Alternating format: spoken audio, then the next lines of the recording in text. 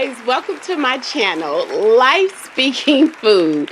Good food for every soul and a word for every heart. Hey, it's Chef Dolores, and today we're going to be making some breakfast hash. And what's important about making hash is that you got to make sure it all comes together. You got to build flavor upon flavor upon flavor. And sometimes around the holidays, people go to different family member houses or their in-laws' houses. And so sometimes people have a Christmas breakfast. So that is what we're making today. We are going to make this breakfast hash, right? So it's different, but one of the things that I'm going to add that's very popular in the South, and it's called red eye gravy. And the reason they call it that because it almost looks like a human eye after it comes together.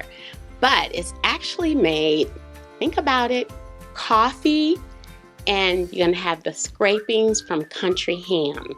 And we're going to add some brown sugar into that. And we're going to put this into our breakfast hash. So y'all ready? Let's go in the kitchen and make some breakfast hash. Let's go. Okay, you guys, so the focus of this video is making a breakfast hash. So what we're going to do, I'm going to show you a lot of ingredients. So the aim is red eye gravy, but you need to know all the ingredients that I need to build the hash. So I have some water boiling here with some salt. And I'm going to bring to a boil. So these are my little potatoes. And I'm going to par cook these. So I'm not going to cook them all the way through. This is going to be a part of the build for that.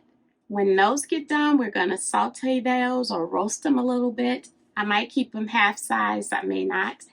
And then what we're going to do, we're going to take these peppers and onions and we're going to saute those as well. And we're going to use the leftover grease that comes from the main ingredient for the red eye gravy.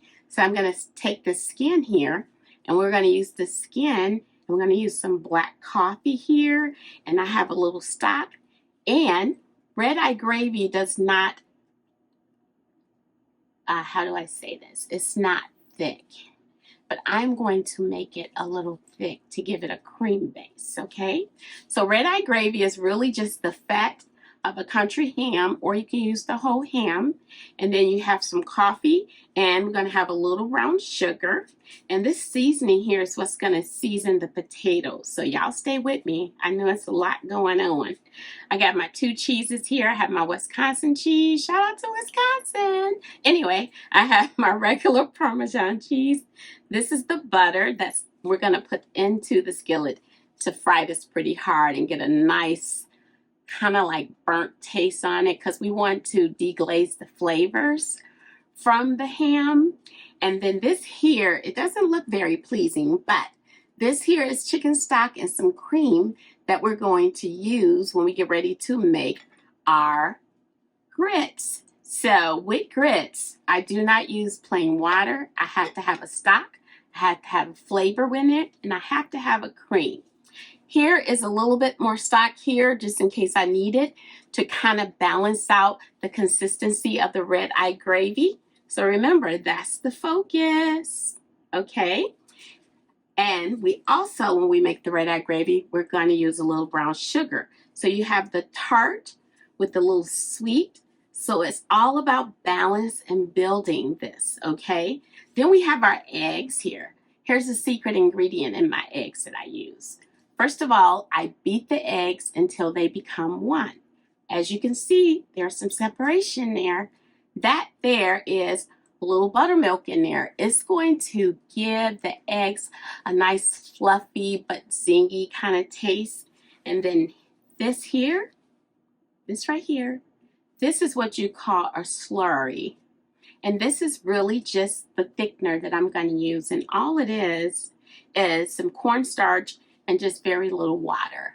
And I'm just going to play along with what the effect that I want to get and how I want my gravy to look. I want it to look smooth, pourable, not too thin, and definitely not too thick. So remember, food is a science. So we're going to get this all going. So we're going to let the potatoes come to a boil. We're going to keep an eye on them because I don't want them to overcook. I want them to keep their shape. All right? So you guys follow along and remember, we're making red-eye gravy, but I'm showing you all the other ingredients that is going to be incorporated to make this dish complete. A breakfast hash. This is my rendition. Now you can use any cheese of your choice, any peppers of your choice. And the seasoning here is really smoked paprika, coarse pepper, onion powder, and garlic powder. And as you heard what I just said, there is no salt. And the reason why, we're going to get a lot of salt from here. So just think about it. If you put salt in here, you're already using the salt from here. You're going to have a very salty gravy. So it's so important to know your ingredients and what you're trying to develop, right? That makes sense, right? At least to me it does. But let's get going, you guys. Let's get this situation happening. All right, stand by. Let's get it going. Okay, you guys, so when you do a red-eye gravy, the best skillet to have is a cast iron skillet. But I'm going to try this in my all-clad. So I think the crustiness of the ham and the fat, it will release more of that crispiness and crunch and burntness, but not a bad burnt on the ham. So what we're going to do, this is the butter. We're going to get that into there. Now, normally I would do like 2 different meltings. I would do a little butter with a little oil because butter burns fast. So I'm not going to do that this time because for the red-eye gravy, I don't want it to take the flavor away of that coffee grinds kind of awkward taste, but it tastes really good. A lot of you guys probably had red-eye gravy and don't even realize that you had it, but a lot of people use it in the South. It's very popular. So, and the meat is actually going to be the ham. So what I want to do first is, by the way, you guys, this is not healthy. Oh, Lord. All right, so we want to get a nice crust on here. Now, I had to move my potatoes over to the other aisle so that I could focus on this right now. So let's get this up kind of high, get it going. And we're going to get a nice little burnt, crusty, stick to the skillet kind of thing going on. And then we're going to add our rest of our ingredients to make our red-eye gravy. So we could do this, y'all. It's a lot, little steps, but we could do it. Let's do it. Okay, you guys. You see that? Now, I don't want this ham to get like horribly dry. That's why I separated the fat. So that if I want to pull this out, because I'm going to cut this up and incorporate it into the breakfast hash. So this here is what I really want. You see that brown? That's going to make for some good gravy, y'all. Someone asked me, they sent an email to me and they said, do chefs know how to cook healthy? I was like, yeah. So in culinary class, we have to take a nutritious class as well. Because everything that you cook, you have to understand it and you have to know the benefits of it. And there's pros and cons in everything. So yes, we do know how to cook healthy. We can cook for people who are diabetics on a special diet, a carb modified diet, and we also know what nutritional value you would get from a lot of different vegetables, how not to cook vegetables too long because you take all the nutrients out of it, and your good proteins, your healthy proteins and vitamins. Are they really good for you, and do they really benefit you? So yes, we do. We definitely do. Now, I'm not going to say that all people who are chefs like to cook healthy. It depends on um, what type of customers they're trying to draw in. But they can cook for people with any type of special diet. At least they should. And also, being a chef, you have to keep your skills up. It's so important to keep your skills up. And that's why a lot of people go to a different, all different types of conventions through the American Culinary Federation. They have events they have that you can go learn around new equipment that you can use, new cooking methods. And I find as a chef that a lot of the foods now and the guidelines to keeping food safe has truly become a threat. So I would say if you have a farm or if you have land, uh, I would say raise your own animals, grow your own garden, that type of stuff. You know, it's important that food stays safe. And if you are a restaurant owner and you're a chef, you want to purchase things from a approved distributor, someone or a company that you know that has a good source of meat. And some people that are chefs more towards the south or the ocean, they like to do like from land, from sea to land, and right off the ocean type of cooking style. So there are so many things you can learn as a chef, and I don't think you ever stop learning. Like, never, ever.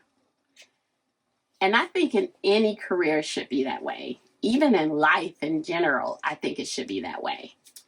So, that being said, I am still cooking. So now, what I'm discovering from this skillet that I'm using here, it's not giving me what I want, in all honesty, but I do see the bits of things there. But I would say I would use less butter next time, because I find that the butter is not, in so many words, evaporating or decreasing like I would like it to. So that is what I'm looking at now as I'm watching the nice little pieces here that's appearing, but the decrease in the butter is not dissipating like I would like it to be. But it's okay, because also as chefs, when things don't come out the way you want them before you serve it, you have to figure out a way to manipulate it to make it work, if that makes sense. So what we're going to do now, we're going to go ahead and remove this burnt fat from here. And we're going to slowly add the coffee.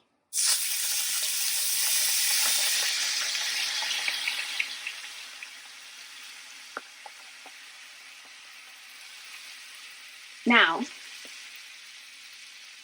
the darker the coffee, the better. Keep that in mind.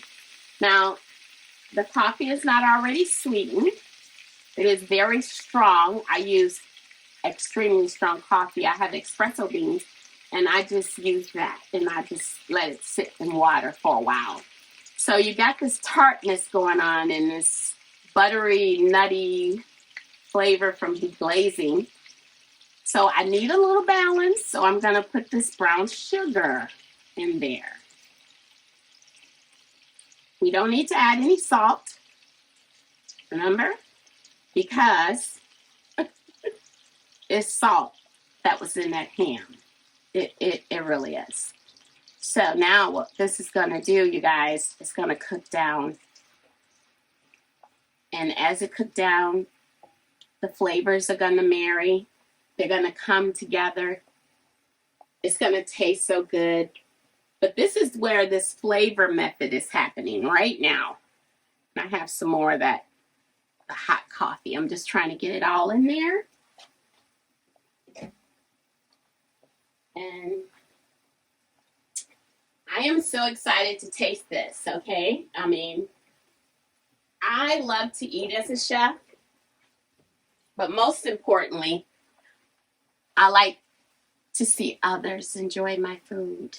So that's important.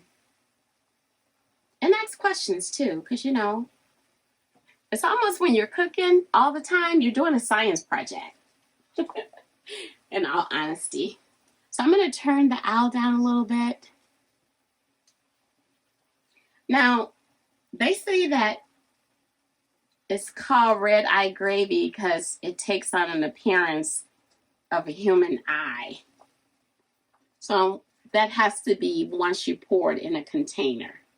So remember, red eye gravy is not a thick gravy. So this is where the transition for me, I'm about to transition is red eye gravy into slightly thick cream base kind of thing going on. That's what I'm about to do. So I do have some stock here. You can use any stock of your choice. A lot of people say, well, why should you go use chicken stock? And then she got coffee in there, but then she had pork in there. But once again, this is a build of flavors, things that you wouldn't think that you would mix together.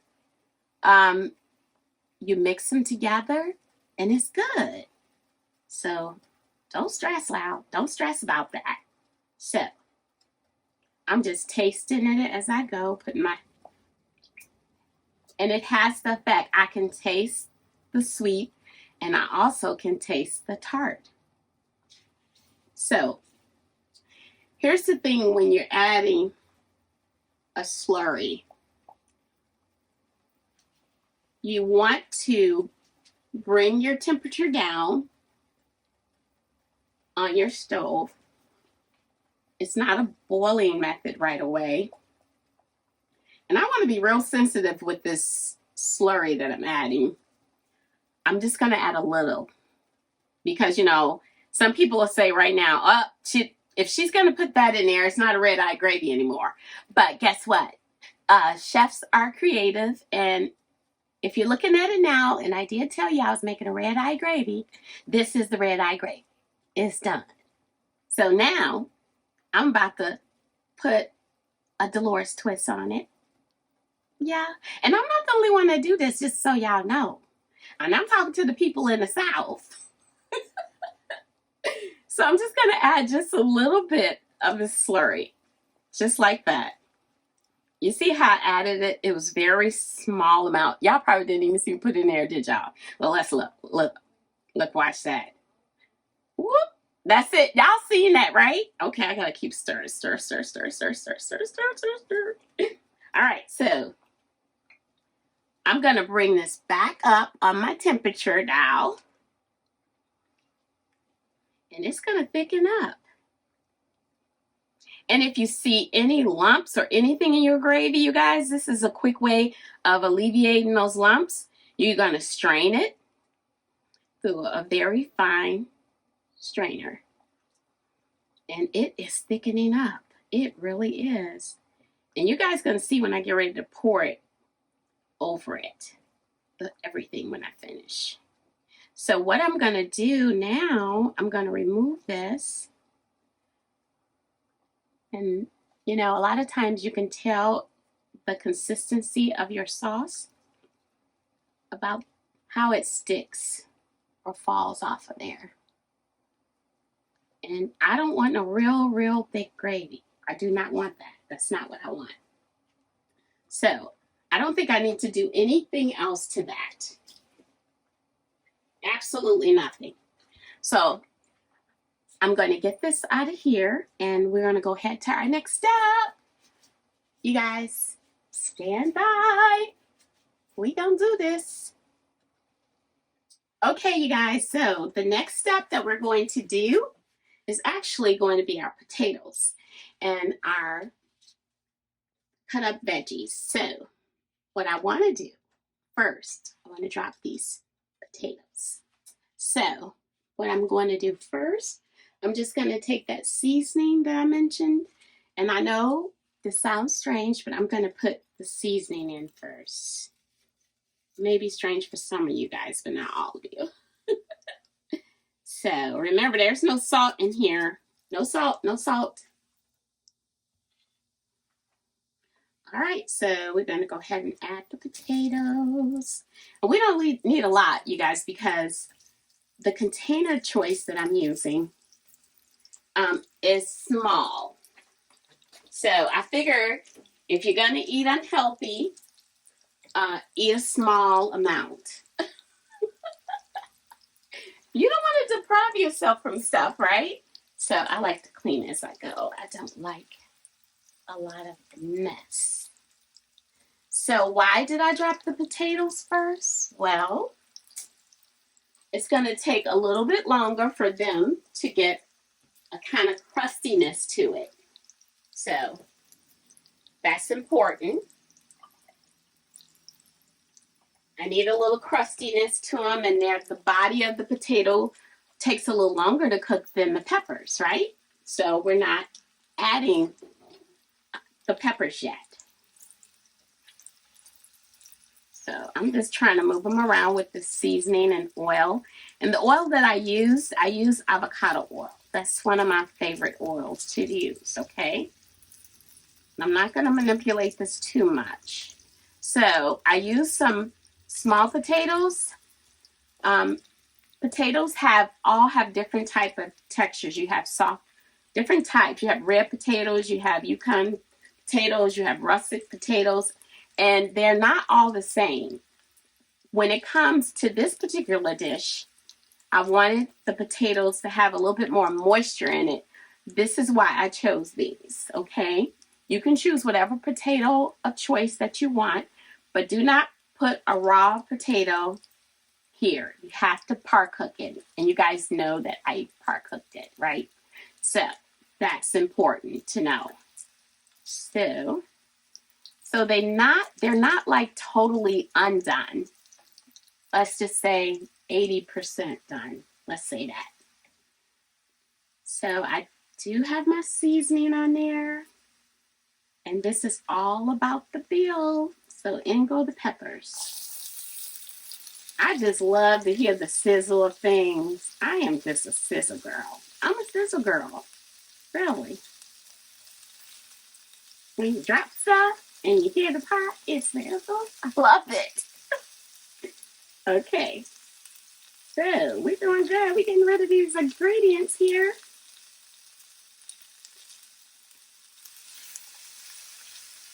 Just gonna spread them around into the seasoning. And once again, there is no salt in here. So that seasoning that has no salt, I'm just gonna sprinkle a little bit more just to add it to the peppers.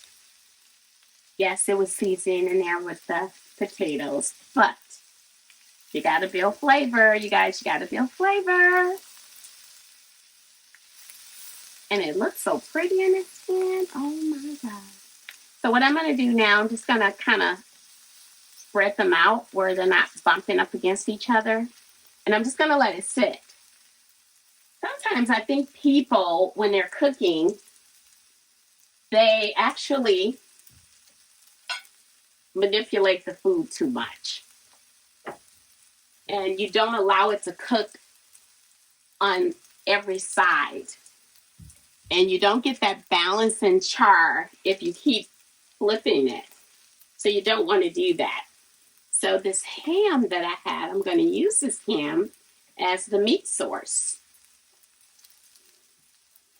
And so once everything gets cooked, we're going to bring it all together. So, because this is a bill, and I'm going to finish it off a little bit in the grill just to get like a broil method, not grill, just to get the cheese to melt. We don't want to cook the ingredients all the way. Now, I want to taste the peppers, so I don't want to overcook the peppers. I can get a char without overcooking. Okay? And you got a nice color there. That is a really nice color. I use coarse pepper. I want to see the seasoning. So that is why. Now, we're just going to go ahead and remove this now. And we're going to set it aside. That looks good. So, I'm going to do the eggs last. So the next thing we're going to do, it will be our grits. Yes, we're going to do the grits, you guys. So stand by for the grits. Okay, so remember I talked about this ingredient here. This is stock and cream. This is what our liquid is going to be consisting of. Okay, that's it. And you know what? I don't need a lot of grits. So when you choose your grits, you can get a more coarse grain or not. But whatever you do, do not buy those instant grits. I mean, really. I mean, I don't know what to say. But you get what you pay for, really. I don't know what else to say, you guys. I do not buy 5-minute grits. But what I want to do with these particular grits, because I'm going to stir them. Normally, I don't manipulate the grits. I let them cook for a long period of time. But remember, we just talked about how I'm going to put it on broil and just let it cook some more. So all the ingredients are not going to be totally, completely cooked. So important when it comes to grits to know your ratio.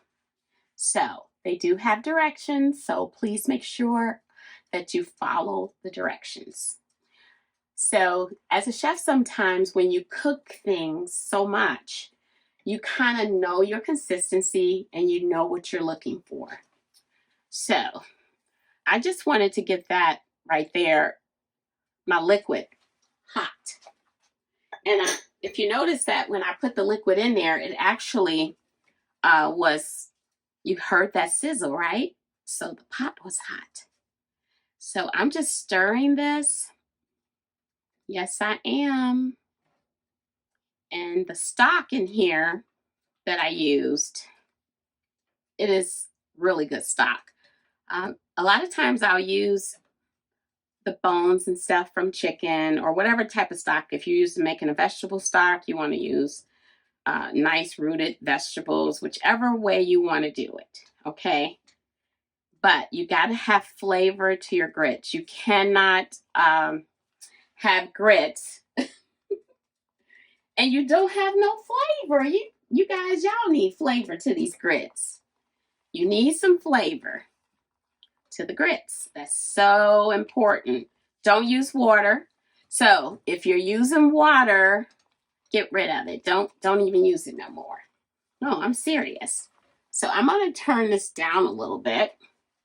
That is so important. You don't want your grits to overcook. So remember that. You don't want your grits to overcook. It's not good.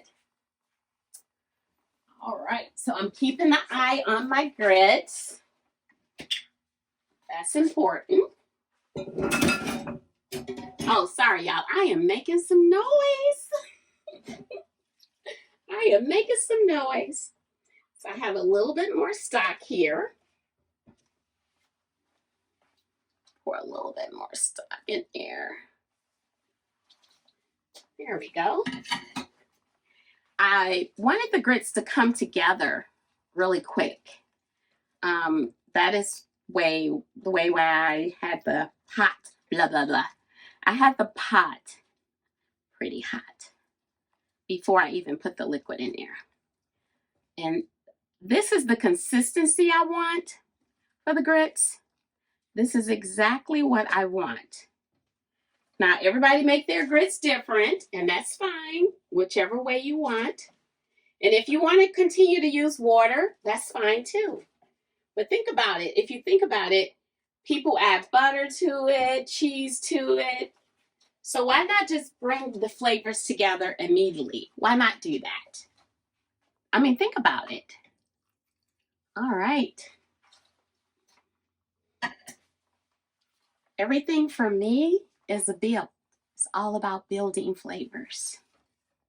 That's what it's all about. And if I add liquid to here, I am not adding liquid that's cold. My stock will be heated or room temperature. So important.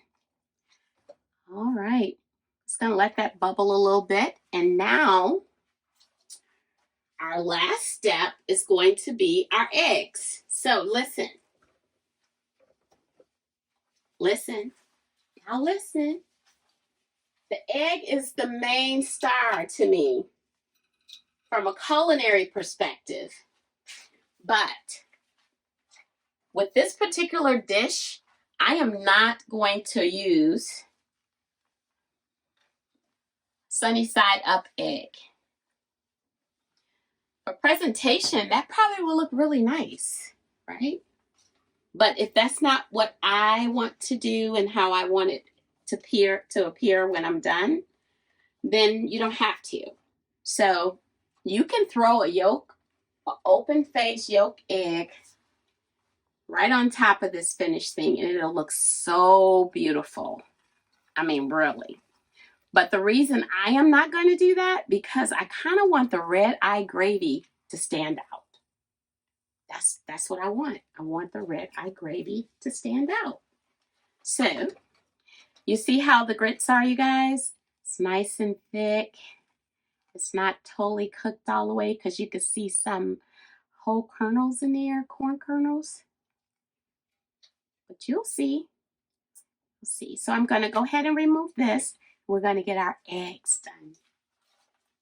Got to get the eggs done. That's the quickest part. So I kind of wanted to save that to last. So you guys stand by and we'll get these eggs going. All right, stand by. Okay, so now it's time for our eggs. Now you guys remember when I showed you the eggs, you seen the cream in there, buttermilk cream that I told you I do put in there. Well, it's all incorporated in. It all became one. So that is what I wanted. So I still have a little bit more seasoning left. And I'm going to season these eggs. Remember, it's no salt in there. So I don't want a lot of butter. This is a rich dish. I'm going to be honest with you. It's pretty rich. It really is. So, ham that I had, I cut up because we need to make sure all these ingredients come together. I hope y'all can hear me. Y'all hear me? Okay. So I don't have a lot of butter, and I don't want a lot of butter. So, I think a while ago, I showed you guys about this All-Clad. I am not advertising for All-Clad, by the way. And I put eggs in here. Yeah, I did. I cooked some eggs. And you really do not have to have butter in here in this type of pan. But as chefs, we're always about flavor. You have to have some flavor, right? So what I'm going to do, I'm just going to drop the seasoning in the bottom of the pan. I don't need a lot of seasoning. And remember, it is no salt in here. Because that country ham, y'all, when I moved down here, I'm from the north. And when I moved down here, I went to a restaurant with my sister and had some ham. with my eggs, it was the saltiest ham I've ever tasted in my life. But for people who are from the South that's listening to you guys, it probably isn't. So every place that you live, everybody's palate is different. Some people are probably used to that. Like up north, I don't think I've heard of no red eye gravy before. But when I started culinary school, and along the way, you learn so much more when you graduate because you go to other restaurants and you learn from other chefs. And that's where I feel like I really begin to learn. So look at the eggs. Oh, it's so pretty. Look at that color. I do not want these eggs to cook long. So that is it. I know y'all probably thinking, ugh. Well, some people probably not, but that's it. So you guys stand by. I am going to build this thing. Okay, y'all ready? We're about to build this thing. All right. Let's get our grits in there. Don't need too much. Now remember, we're putting a lot of stuff in here. So we're getting the grits at the bottom. Pulling it around. Trying to get it evenly throughout. And I'm not going to use a lot of grits. But it's always best to cook more than less, because you never know. Now, we're going to put our cheese there. Our yellow cheese. And you can use any cheese of your choice, you guys. It's no particular way of using the cheese, all right? This is the gravy. So we're just going to put a little in there now. There we go. And I have the little ham that I chopped up.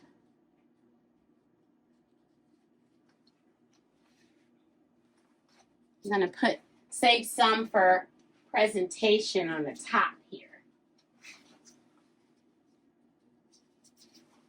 Now we have our potatoes with peppers.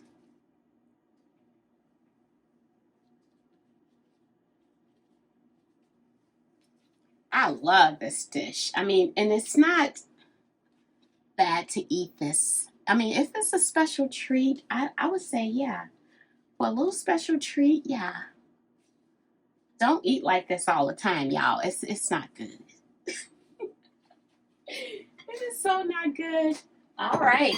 So now, I am not adding my eggs. I'm just going to put this cheese there.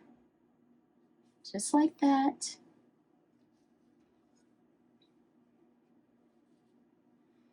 And I'm going to put this in the oven.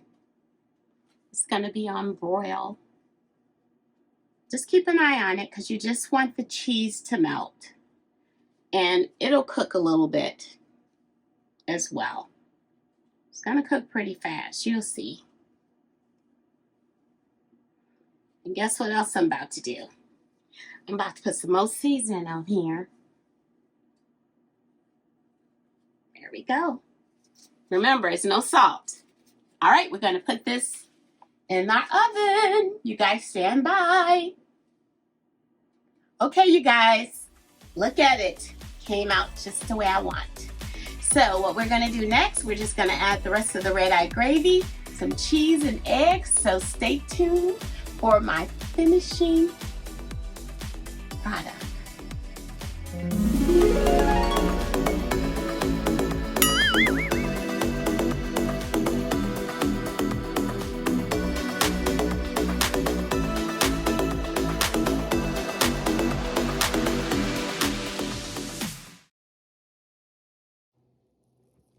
I find that people who are gifted with such a profound, expressive message, the weight is carried until it makes space and room to drop it. and to feed the ears that was meant to hear and feel the intimacy of their voice. Wow.